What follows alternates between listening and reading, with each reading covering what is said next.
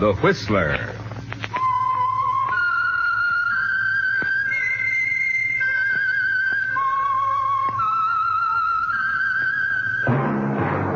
Yes, friends, that whistle is your signal for the Whistler, the mystery program that is unique among all mystery programs. Because even when you know who's guilty and you see his every move or know his complete plans, you always receive a startling surprise at the final curtain. In the Signal Oil program, The Whistler.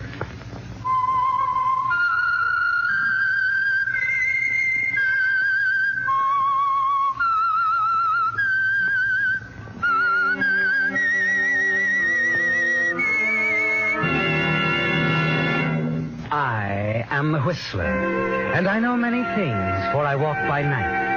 I know many strange tales hidden in the hearts of men and women who have stepped into the shadows. Yes, I know the nameless terrors of which they dare not speak. And now the Whistler's strange story, The Rawhide Coffin.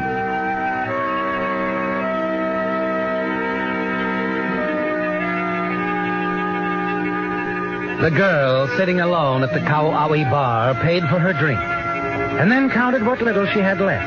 A frown crossed her attractive features. $19. $19 and a few cents. This, at the moment, was Marilyn Millington's sole fortune. Not a very comfortable backlog for a girl alone in Honolulu. It had been almost 2 months now since she'd quit her job in Los Angeles, followed her boss straight to his Maui plantation, to shake him down for a cool $10,000 for what she knew. But something had gone wrong. The authorities had gotten to him first, and Marilyn's dreams of blackmailing her way to Easy Street went up a dead end. She sighed now and picked up her drink and sipped it thoughtfully. Her eyes wandered toward the entrance of the bar. She saw a woman there looking around nervously, anxiously, until her gaze met Marilyn's. Almost immediately, she started toward her, crossing the room in swift, nervous strides. You look like a decent kid. Here. What? I want you to do something for me. What are you talking about? Take it. Keep this for me till I get back. Your purse? I haven't time to explain. Put the purse under your coat and keep it out of sight. But I can't stay. They'll be here any second. Hey there. Don't try to get away. Leave me alone. Just take it easy, lady. You're not going anyplace. The race is over now. No. Now let me go. You haven't anything on me, not a thing. We'll just let the judge decide that. Come on.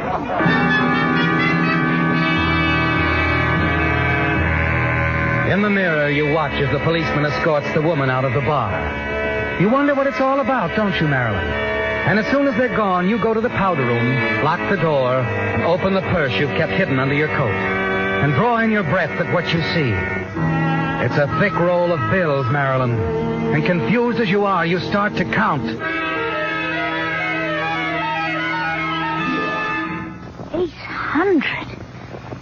$800. Yes, Marilyn, $800. Thrust into your hands from out of the blue, just when you need it the most. In your excitement, you start to throw the purse away and then check yourself. Decide to investigate further. You dump out the contents, rummage through the usual cosmetics to find a social security card, driver's license, and birth certificate. All in the name of Leona Chadwick. And then one thing more. A registered letter also addressed to Leona Chadwick. You unfold it. Dear Miss Chadwick, thank you for answering the advertisement we placed in the Star Bulletin. Our reason for going to these extremes in trying to locate you is to notify you that your uncle, Henry Chadwick, passed away several months ago, and you, as his only survivor, are his sole heir. He suffered losses recently, and his estate now amounts to only $51,000.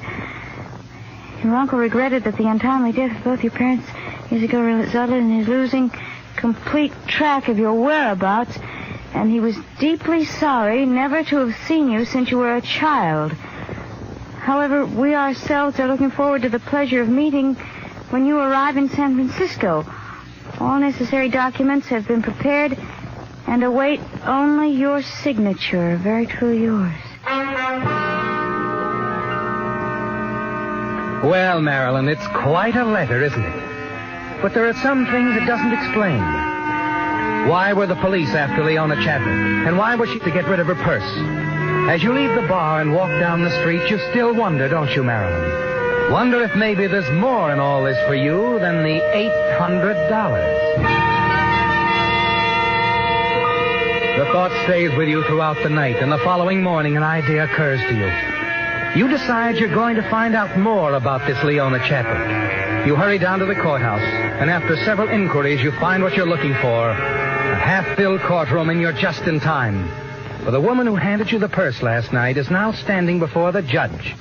Well, so you're back. Yes, Your Honor. This time I see you're booked as Thelma Porter. One name's as good as another. I thought you'd learned your lesson the last time you were in here. Guess I didn't. 2 months ago, I gave you the opportunity to straighten yourself out. I thought you were smart enough to see. I guess I'm not smart. Now, see here. Why are you always getting into trouble? You've been in Honolulu 10 years now, and you've been in and out of jail for 9. What's wrong? You look like you're from a decent family. The best, Your Honor. Then why don't you tell me your real name? If we could get in touch with your family, maybe they'd make things easier for you. Thank you, Judge. But you'll never know my real name. Never. Have it your way. Why didn't you report to your probation officer? I was away visiting friends, but I can pay my fine. There won't be a fine this time. This time you're going to prison. 30 days. 30 days? But, Judge, I've got to go to San Francisco. Sorry, 30 days. Please, Your Honor. I've just got to get to San Francisco.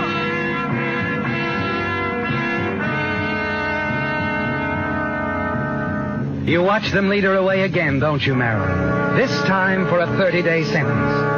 And as you walk out of the courtroom, your mind is spinning, trying to put it all together. For some reason, this frightened woman is trying to protect her name. Hide it, prevent the authorities from learning that she is Leona Chadwick. And suddenly another thought hits you. You stop dead still, almost numb by the idea. 30 days. She's in jail for 30 days, and no one in San Francisco, not even her lawyers, have ever seen her. Why couldn't I be Leona Chadwick? Yes, Marilyn, it's a startling thought, isn't it? So wild that at first you discard it. Try to get it out of your mind. But it keeps coming back. Intriguing you at first, then tempting, and then finally it's an overwhelming challenge with a promise of a fortune if you achieve it. You know that the lawyers in San Francisco will ask many questions before they're satisfied. But they might be questions that you can answer, Marilyn. The letter said Leona had been away for 15 years. You have her identification, everything, even her Honolulu address on the envelope. That gives you another idea, doesn't it? Something that could put you on more solid ground and make the whole plan possible.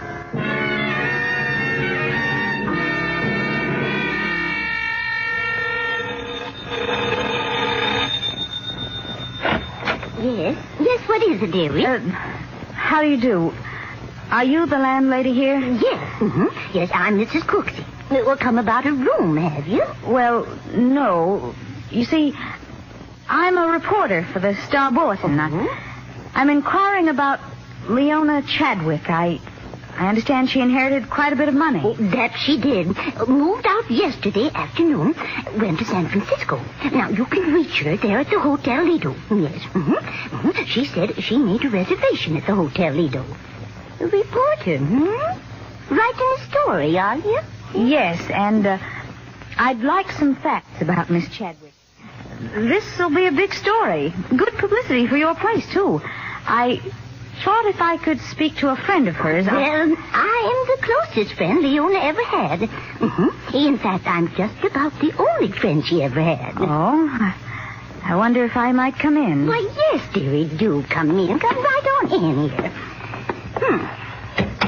Now, I think I'll be able to answer most of your questions about Leona. Sit down there, please. Thank you. Now, of course, I can't tell you much about the uncle. Leona knew nothing about him. But just that he bought, and he sold antiques in San Francisco. I see. About her parents. Well, she had two. Their names. Did she ever mention their names to you? Oh, my, yes, many times. Now, Father's name, wait, now let me see now. Oh, yes, it was Fred. Yes, that's it, it was Fred. Now, Leona, you can see.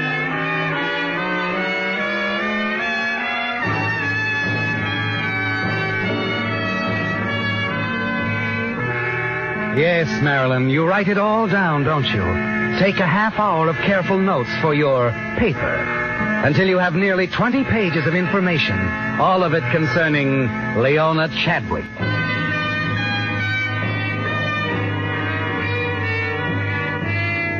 Back at your hotel room, you go over the details of your borrowed identity.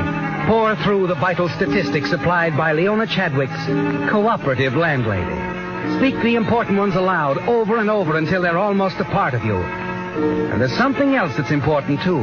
Leona's signature. And far into the night, you practice writing the name 100 times, 1,000 times, until it's exactly like the signature on the Social Security card. And then the following morning, you're at the airport. Yes, miss? I'd like a ticket to San Francisco. Round trip? No. One way, please. Very well. And the name is? Chadwick. Miss Leona Chadwick.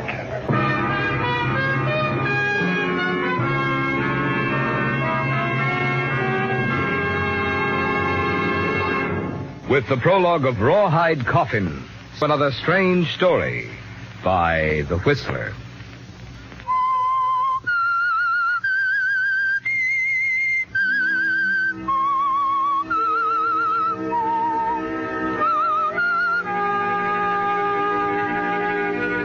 It's exciting, isn't it, Marilyn, the way it all began. One moment you had nothing, a girl alone in Honolulu without money. Then a purse is thrust into your hand. A purse containing $800 and the biggest opportunity of your life. Yes, Marilyn. And that's why you're on this plane now, approaching San Francisco.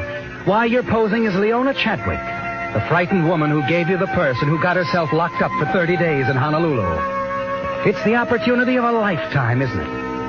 With a letter addressed to her from the San Francisco lawyers, with her identification, the knowledge of her past life, you're about to try for the gold at the end of a rainbow. A fortune left to Leona Chadwick by her uncle.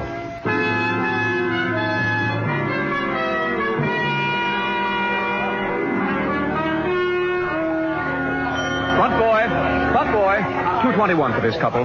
Sorry, sir, but it's like I said. There's a convention. The hotel is crowded. No rooms without reservations. Yes, miss? I wrote you for a reservation. Did we confirm it, miss? Well, you see, I left home so unexpectedly. I see. What is the name, please? I'll check it. My name is... Mr. Young, excuse me, please, but room 516 wants to speak to you again. Thank you. Excuse me, miss. Certainly. Hello? No, I'm sorry. No, there's no message for you here. Well, I'm sure the switchboard operator will connect you when any call comes through. Yes, I understand. It's important. You're welcome, Miss Chadwick. Chadwick. And now your reservation, Miss... That Miss Chadwick you were talking to, Yes? that isn't Leona Chadwick, is it? Why, yes, that's right. From Honolulu? Yes, she checked in last night. A friend of yours? Yes. Yes, she is. I see. Now about your reservation. What was the name again, please? What? Oh, Malloy. Hazel Malloy. Malloy. Mallory Malloy. Oh, I'm sorry, Miss Malloy. There's nothing here. We probably wrote you that we were all filled up. Yes, perhaps that was it. Never mind. We'll let you have the very next signal room that's vacant. Thank you. I think I'll go up and see Miss Chadwick. Room 516. The house phones are right over there.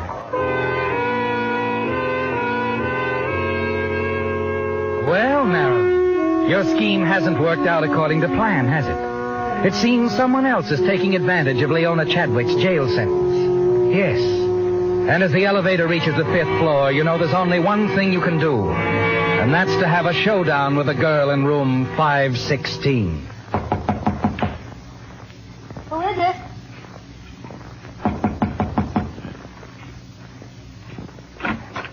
Yes, what is it? So you're Leona Chadwick.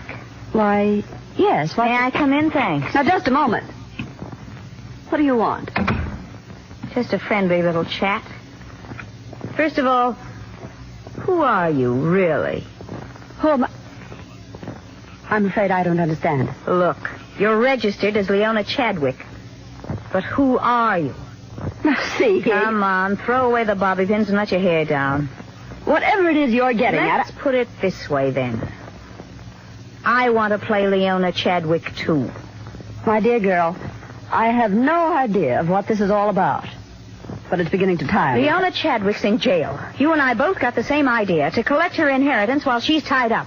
I hate to disappoint you, my dear, but I am Leona Chadwick. Sure, say it often enough and you'll believe it. I think I can explain your unfortunate confusion. This girl in jail, she had a purse, perhaps. Purse? What do you mean? The purse was mine. That girl was a thief. She grabbed it from my arm just as I was going through the gate to get aboard my plane. That purse was hers. The only reason she gave it to me was to hide her identity. If she gave you the purse, she was only trying to dispose of stolen property before the police could find it on her. Got it all figured out, haven't you? Very convincing story. Only I don't believe it. It really makes very little difference to me whether you do or not.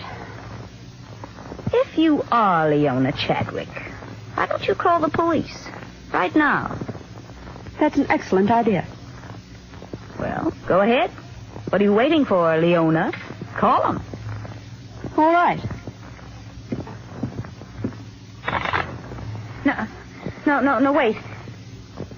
Do you know someone named Cooksey? Yes.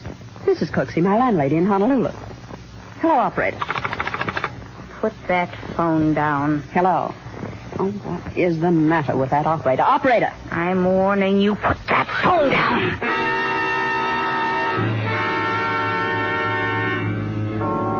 Hello? Hello? Yes, operator. It's nothing. I accidentally knocked over the phone. As you replace the receiver, you stare at the lifeless body at your feet, unable to believe what's happened. It's like a nightmare, isn't it, Marilyn? Something unreal, and you don't belong in it. You shut your eyes tightly and try to blot out the scene, but it's no use. It is real. It has happened, and you're a murderess.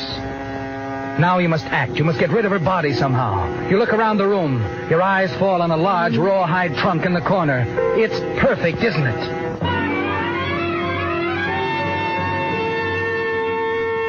Minutes later, it's done. You've placed Leona Chadwick's body inside the trunk. Now all you can do is wait. Wait for the call from the lawyer's office. The same call that Leona was waiting for. It's got to come, soon. You tell yourself that. And as the moments tick into hours, you become increasingly worried. And then... Yes? Miss Chadwick? Yes? This is Miss Mencken at Hodgkiss and Winters. Mr. Winters has just returned to his office. He'll be able to see you now. Oh, thank you. I'll be over right away. As you lock the hotel room behind you, you pause for a moment in the hall. It worries you, doesn't it, Marilyn? Leona still being in there while you're gone. But you're quick to reassure yourself that it's safe, that no one will open the trunk. And by the time you've reached the street, you've driven the thought from your mind. 10 minutes later, Miss Mencken ushers you into the private office of Mr. Winters. Well, Miss Chadwick, this is a pleasure. Do sit down. Thank you, Mr. Winters. Sorry I couldn't see you this morning when you called. I had business in Oakland. It's quite all right. Gave you the opportunity to see a little of our town, Yes, Well, so we found you at last. You gave us quite a time of it, you know. Your uncle tried to locate you for years. Lost track of you after your parents died. A terrible tragedy, that. Train wreck, wasn't it? No.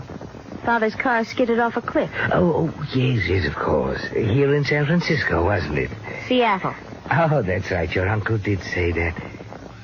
Your father's business was in Seattle, wasn't it? Yes, he was in the banking business.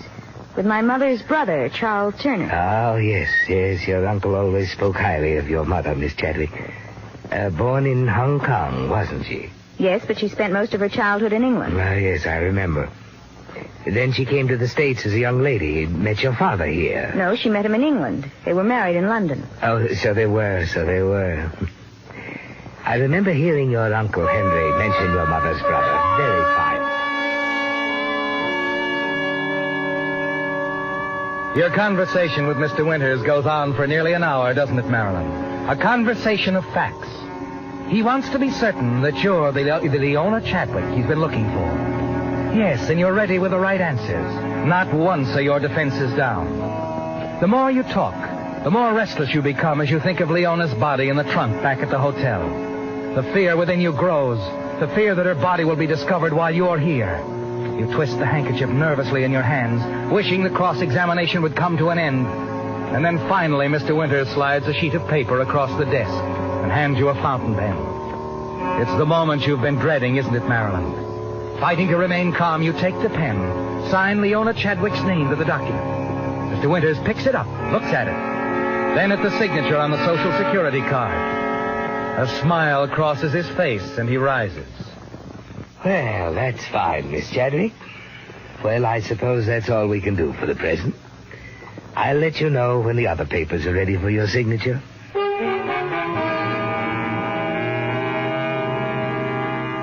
A moment later, you leave Mr. Winters' office. And as you pass his secretary's desk, you notice she's talking on the telephone. Her back is towards you, and she doesn't see you. And then as you open the outer door and are about to step out, something she says on the telephone stops you in your tracks. The Hotel Lido. Just a moment, please. Mr. Winters, I have a call for you. It's the desk clerk at the Hotel Lido. Desk clerk. It's about Miss Chadwick. He says it's important. You rush out of the office, run along the corridor, then down one flight of stairs and out into the street. You're certain the thing you feared most has happened, aren't you, Marilyn? Leona's body has been discovered in the trunk. As you reach the corner and step off the curb... Miss Chadwick! Miss Chadwick! You hear Mr. Winters calling you from his office window, and you start rapidly across the street.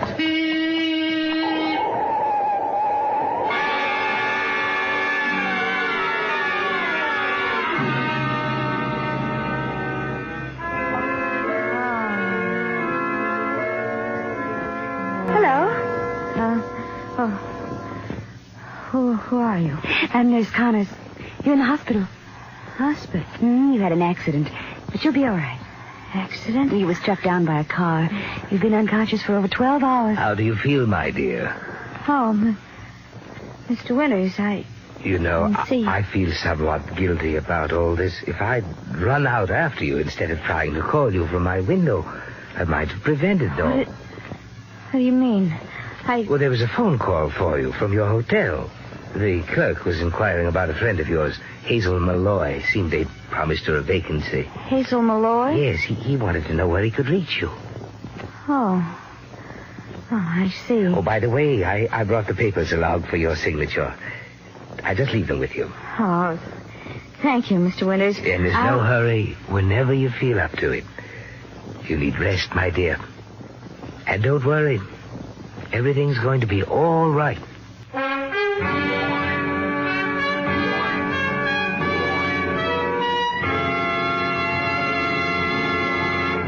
The Whistler will return in just a moment with a strange ending to tonight's story.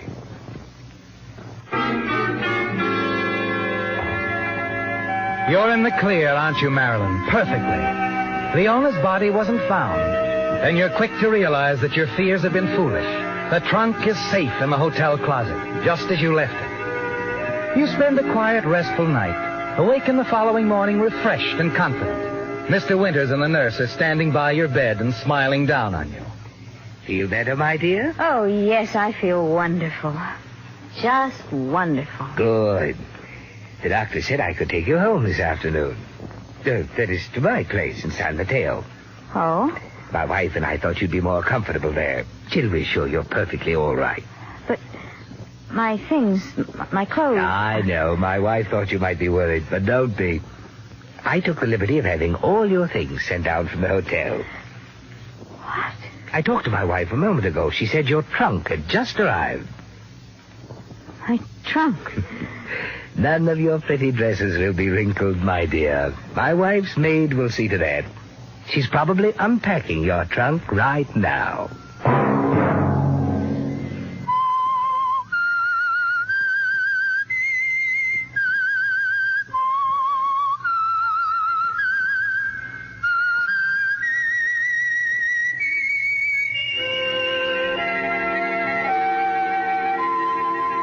Let that whistle be your signal for the Whistler each Sunday night at this same time.